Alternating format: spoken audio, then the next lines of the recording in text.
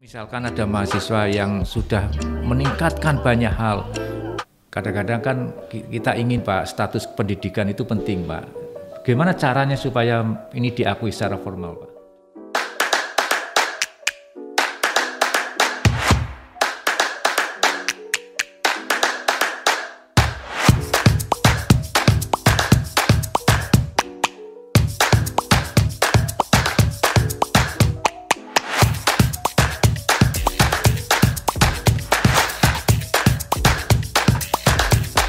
Selamat siang mahasiswa Universitas Ciputra. Saya mau menyapa Anda khusus pada sore hari ini.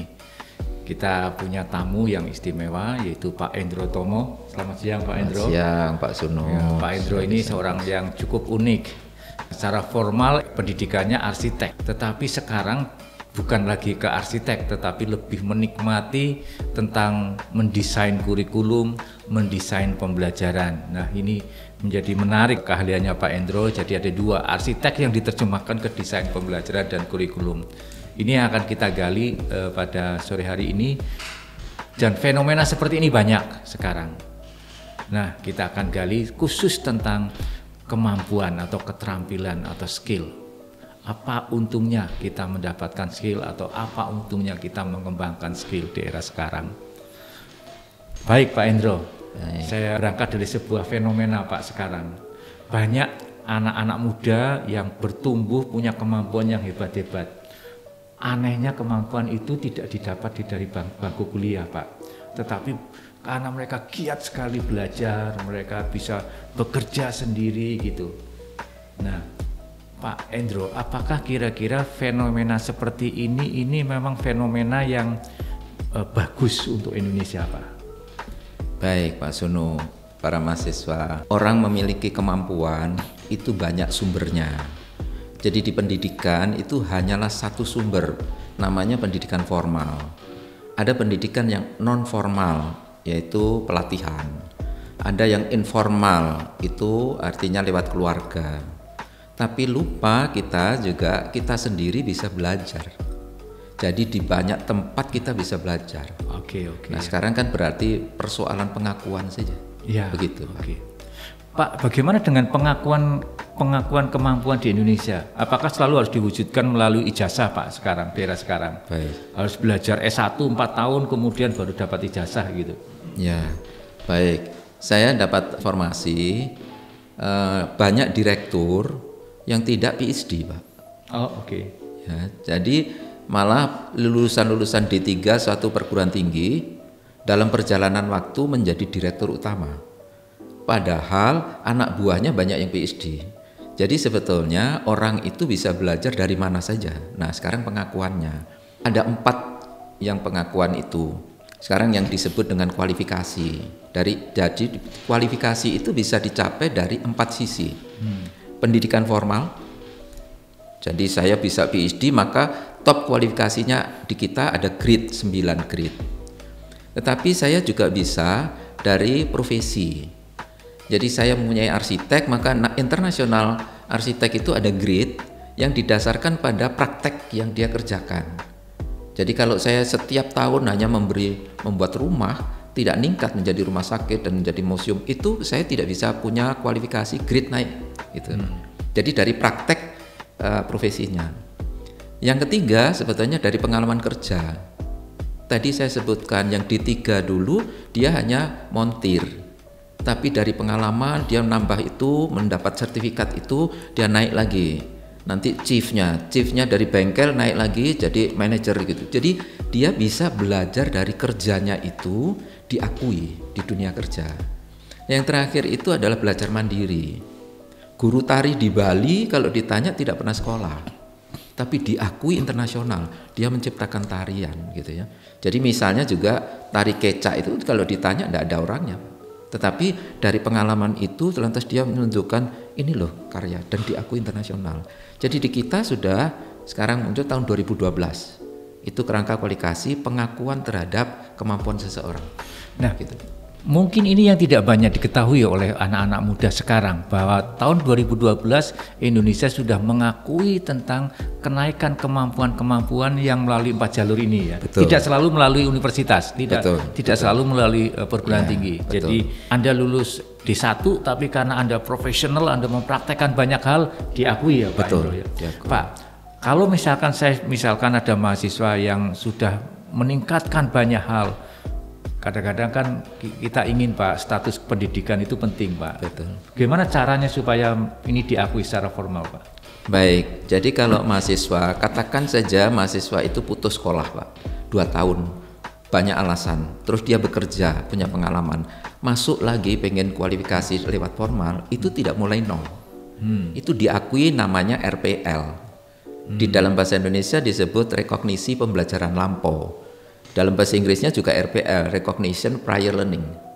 Jadi sebetulnya di banyak negara sudah dilakukan, kita terlambat, tapi kita sudah punya aturan sejak 2012 itu disebut jelas bahwa itu bisa diakui. Dan bahkan pengakuan itu dari mana saja pengalaman itu, yang penting dia bisa membuktikan bahwa punya pengalaman, maka itu disetarakan dengan kemampuan yang dibutuhkan di pendidikan formal. Gitu Pak. Penyetaraannya itu bentuknya seperti apa Pak Indro? Ya ada 2, yaitu transfer kredit. Jadi misalnya saya pernah S1 dapat 18 SKS, ya sudah ditransferkan, ada cocok diakui 10 misalnya. Tapi dilihat pengalamannya, dia training internasional, training nasional, training ini, ada grade-nya sekian jam dan kemampuannya ini. Disetarakan S1 bidang mesin, wah ini dia sudah seperti ini, maka dia mungkin saja memperoleh SKS, namanya perolehan, credit earning. Nah perolehan itu lantas diakui, lantas nanti tinggal misalnya, tinggal tugas akhir kamu, bahkan tugas akhirnya tinggal mendeskripsikan, diuji selesai, dia lulus. Berarti menarik ya. Jadi sekarang generasi muda sangat diberi kebebasan sebetulnya. Betul. Diberi kebebasan untuk belajar dari manapun asalkan bisa membuktikan ya Pak. Betul. Membuktikan kemampuan nyatanya selevel mana gitu ya. Betul.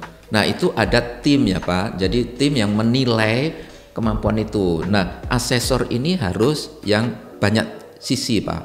Misalnya asesornya, kalau saya misalnya dulu S1 merotol 2 tahun, saya bidang mesin, maka asesornya adalah orang yang mengerti tentang ahli mesin. Oke. Jadi begitu. Kalau manajer ya ahli perusahaan yang sudah pengalaman manajer mengakses ini. Nah itu yang membantu kampus untuk anak ini sudah cukup begitu. Jadi ini teman-teman mahasiswa, jadi peluang Anda sangat besar di era sekarang. Jadi nah Pak Endro, kira-kira hal apa yang penting bagi mahasiswa untuk diperhatikan dengan fenomena-fenomena baru ini? Yang pertama sebetulnya kalian itu bisa belajar dari sudut mana saja Pak. Ini penting. Sumbernya dari mana saja, dan itu sekarang bisa diakui. Yang penting bisa menunjukkan bahwa memang dia mampu itu. Tidak dipersoalkan dari mana asalnya Pak. Itu yang penting. Tapi kalau mau studi formal memang dibutuhkan dokumen. Dokumen apa saja yang dia bisa tunjukkan. Nah, yang disebut RPL ini bukan hanya mahasiswa bisa kuliah Pak, bisa jadi dosen Pak. Jadi kalau mahasiswa hanya S1, kemudian dia pengalaman di Indonesia, kemudian dia dikualifikasi, tadi ada grade-nya 1 sampai 9. Dosen itu boleh setara 8 Pak. Jadi kalau nanti dinilai dia sudah sampai level 9, bahkan dia bisa membimbing disertasi Pak. Seperti itu Pak. Di luar negeri sudah terjadi Pak. Jadi ini hebat sekali ya sekarang. Iya Pak.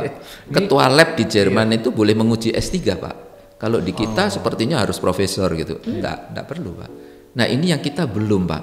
Jadi sebaliknya kalau di Jepang itu, kalau saya jadi rektor saya tidak boleh disebut profesor.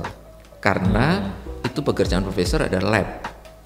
Nah tapi ada negara yang kalau nguji berkaitan dengan lab itu, dan lab itu adalah instrukturnya tidak profesor, itu tetap boleh menguji program S3. Jadi tidak dipersoalkan ininya, tapi jenjang pada bidang itu.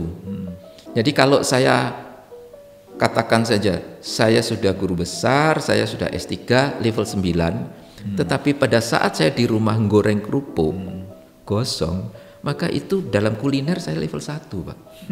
Tidak selalu kalau profesor di semua bidang level 9, tidak. Nah ini yang kita juga salah mengerti bahwa oh mahasiswa hanya begitu-begitu saja itu tidak layak. Enggak begitu. Oke Pak. Ya. Pak, ini sebuah terobosan atau sebuah tantangan Pak? Atau dua-duanya? Menurut saya dua-duanya ya. Perguruan tinggi harus mengerti itu, maka kemungkinan mana yang bisa didapat di luar kita tidak perlu raih karena mereka sudah punya pengalaman. Nah, apa yang kita bisa perbuat dengan network? Oh, kamu kurang ininya, saya punya ini, begitu Pak. Jadi itu yang lebih penting Pak. Oke, misalkan begini Pak, ada lulusan SMA. Ya. Dia bekerja sangat giat, mendirikan usaha dan berhasil Pak, dengan segala pengalamannya. Ya. Kemudian setelah itu, misalkan 5 tahun dia bekerja dan bisa membuktikan bisa mengelola perusahaan itu, daftar ke Universitas Ciputra misalkan Pak.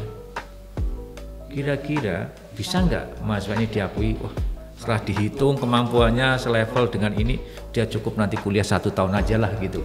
Sangat bisa Pak, ya itu sebetulnya RPL Pak.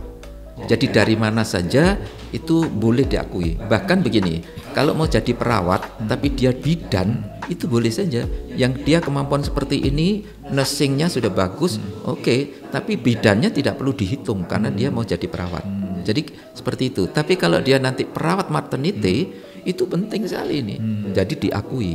Nah, jadi sebenarnya tidak perlu takut untuk itu. Nah, tinggal universitas itu menyediakan enggak sarana untuk menguji itu, memeriksa lah ya, memeriksa kemampuan untuk demonstrate kemampuannya itu. Oke. Saya kira itu Pak. Baik Pak. Pak Endro, ini yang terakhir. Kalau memang kondisi fenomena sekarang sudah sejauh itu, kira-kira Pak Endro menyarankan apa untuk universitas atau untuk prodi-prodi ini Pak? Nomor 1, universitas harus siap dengan RPL itu Pak.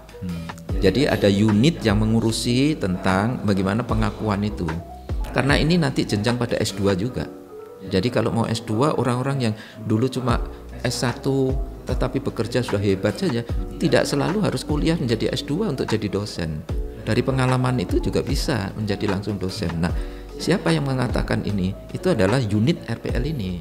Nah, berdiri harus kita nyiapkan kalau bidang ini siapa reviewernya. Nah, reviewer itu bisa diambil dari para profesional yang diakui. Begitu Pak. Itu yang disiapkan oleh ini. Yang kedua yang disiapkan adalah sarana untuk testing. Yang dibutuhkan secara akademik. Jadi tidak yang dibutuhkan untuk profesional mungkin malah kalah dia. Jadi seperti itu Pak. Itu.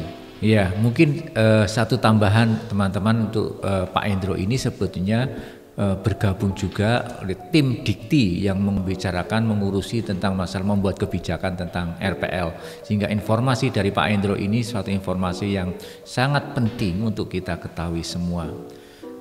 Pesan dari percakapan ini satu, saya kira kita bisa belajar dimanapun, tidak selalu pada satu institusi.